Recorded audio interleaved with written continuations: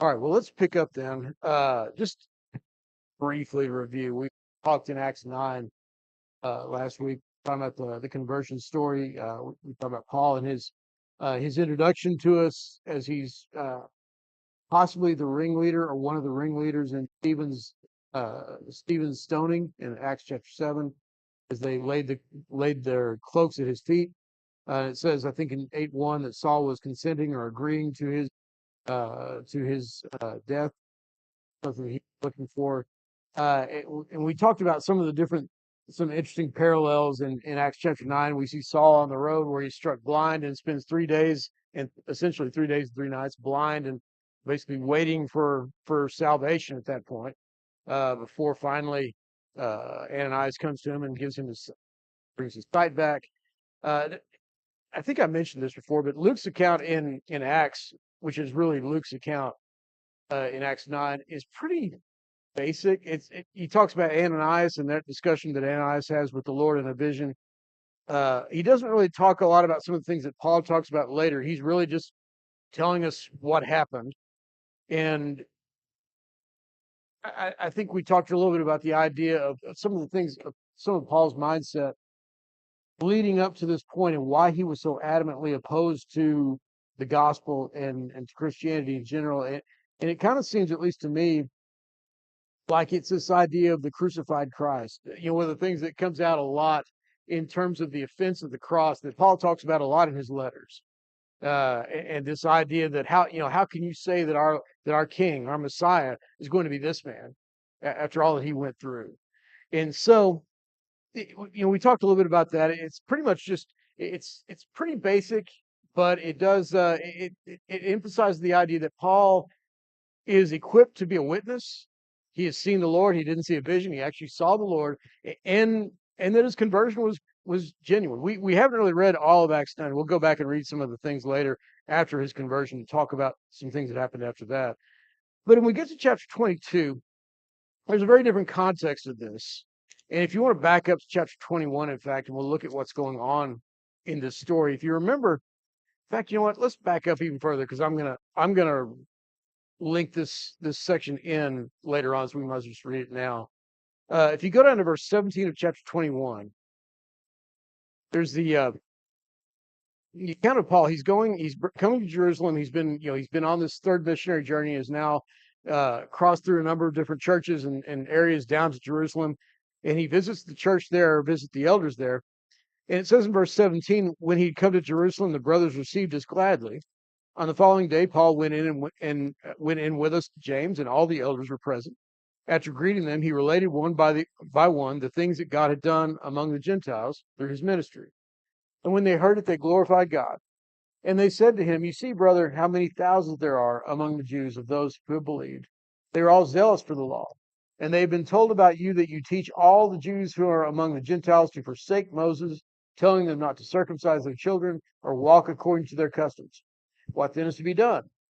They will certainly hear that you have come. Do therefore what we tell you. We have 4 men who are under a vow.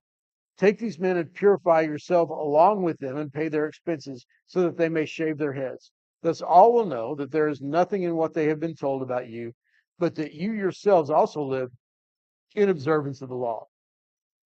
And so, with that in mind, that's why he comes into the temple here in a few minutes, and that's why we find that some of the observers in the temple. In fact, it's some people from Israel, from Asia, down in 27, where it says he's in the temple. It says the Jews of Asia, seeing him in the temple, stirred up the whole crowd and laid hands on him, crying out, "Men of Israel, help!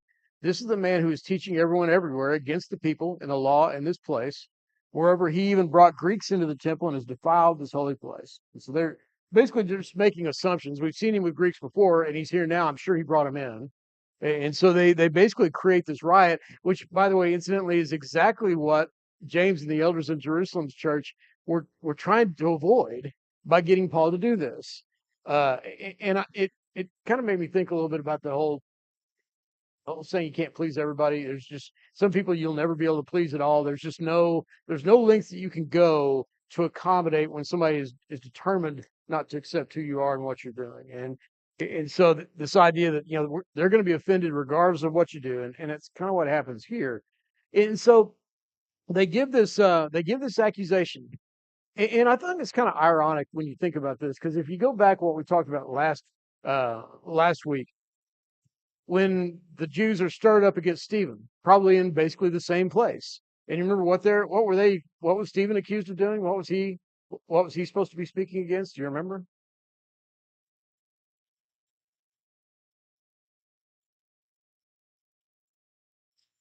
That's what. Well, I'll give you a hint. It's the same thing. The same thing.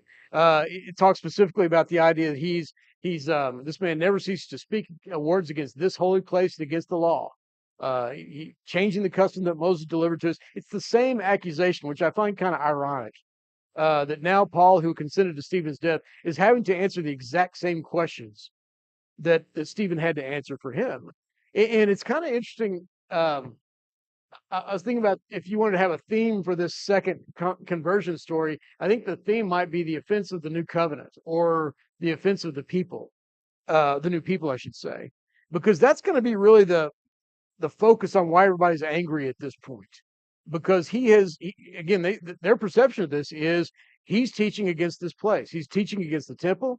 He's teaching against, and worst of all, he's bringing Gentiles into the mix, which is one of the things that they just absolutely cannot stand.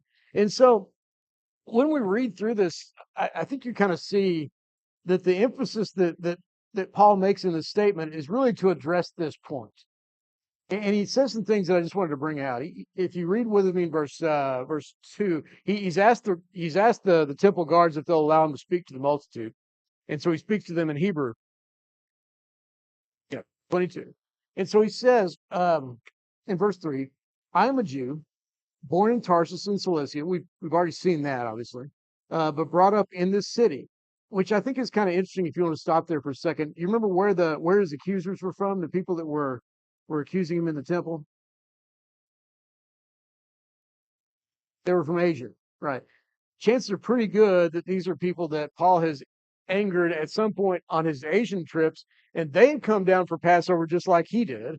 And so now they're seeing him in the temple of Jerusalem, and of course, they're reacting.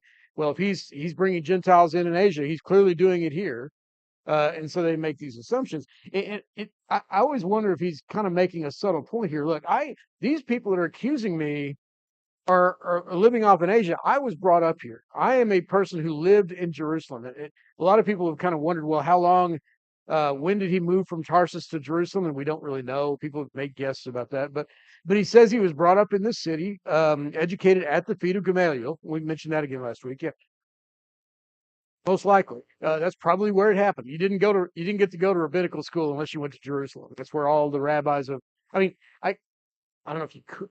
It might have been possible, but nobody would have really thought much of you. If you wanted to be anybody, you would be in the rabbinical schools in Jerusalem.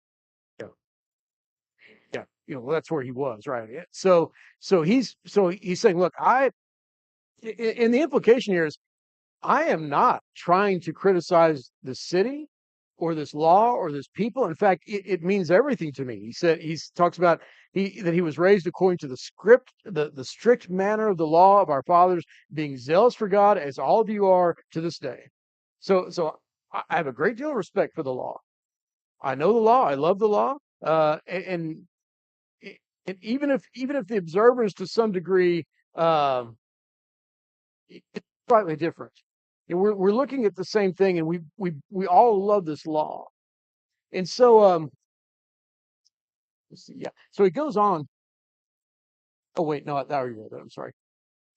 If you go down to 1 Corinthians 9, if you want to put your mark there and go down to 1 Corinthians 9, this Paul describes this approach that he has had. We've already talked about what James and the elders had asked him to do, to pay the fee for these people who are fulfilling their vow, to show that you are in support of what they're doing. And this is what Paul tried to do everywhere when he was going. In fact, the people in Asia should have known this and should have seen it. In verse 19 of 1 Corinthians 9, he says, though I am free from all, I have made myself a servant to all, that I might win more of them. To the Jews, I became as a Jew in order to win Jews. To those under the law, I became as one under the law, though not being myself under the law, that I might win those under the law. To those outside the law, I became as one outside the law, not being outside the law of God, but under the law of Christ, that I might win those outside the law. And he goes on, the idea, my purpose is not to offend anybody. And what's, of course, funny is that I don't know that anybody offended more people than Paul did, which, as I said, there's just people are going to be offended. As hard as you may try, that's going to be the result at some point. So those efforts were not always appreciated. In fact, usually they were kind of ignored. And as I was thinking about that, I think we've talked about this before, but you know, James and the elders have asked him, we want to make sure that the Jewish Christians know that you keep the law or that you follow the law. Well, did Paul follow the law though? In a sense, there's a sense in which he did. When we talk about the law in terms of the customs and traditions, he kept the feast days to the extent that he could. I always wonder whether how much or how diligently he observed the Sabbath. I suspect that he probably did. We're not really told. Of course, at the same time, he's writing the people in Colossae, do not let anyone judge you according to Sabbaths and new moons and all. Don't let anybody tell you that you have to do this in order to be pleasing to God. Well, it's the new man, but it's also the man who says, look, this is my heritage, it's not yours. I'm a Jew. I do this out of respect for my country, respect for my people and my heritage, but you are not required to do that. I always find it interesting, when we think about the two primary men that Paul took with him on his journeys. There was Timothy and Titus that he treated very differently. If you remember, Timothy, what's the first thing he did with Timothy before he could take him out and work with him? Yeah, he had him circumcised because Timothy was part Greek, but part Jewish. His mother was Jewish, and the idea that if he's going to be in the temple, he needs to have the same mindset that I do, which is that the Jews are going to say, "Oh, he's part Greek and he's turned his back on his heritage. He doesn't love his country." That's going to be an obstacle. But then we read in Galatians about Paul and Titus. Titus, who was a Gentile. There was no connection to the law here. And not only did Paul not compel him to be circumcised, but he was adamantly opposed to it happening. Not because it would have been wrong for him to do it, but because the idea is that we cannot bind the law and impose that on the liberty of the Gentile who is not under this law, even as we aren't under the law. And so he talks about this idea, and let's see. No,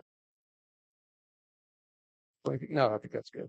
So that's his attitude. He's trying to make sure, and I think part of this speech is to try to explain this. It doesn't go well, but he's going to try at least. If you go back in verse 4, he says, I persecuted this way to the death, binding and delivering to prison both men and women, as the high priest and the whole council of elders can bear me witness. From them I received letters to brothers, and I journeyed towards Damascus to take those also who were there and bring them in bonds to Jerusalem to be punished. So again, it's the same stuff that we've read in Acts 9. And there's an implication there, I think, that he's explained, look, this is what I was doing to these people before. And if I'm in their midst now, praising God with them, worshiping with them, teaching this gospel,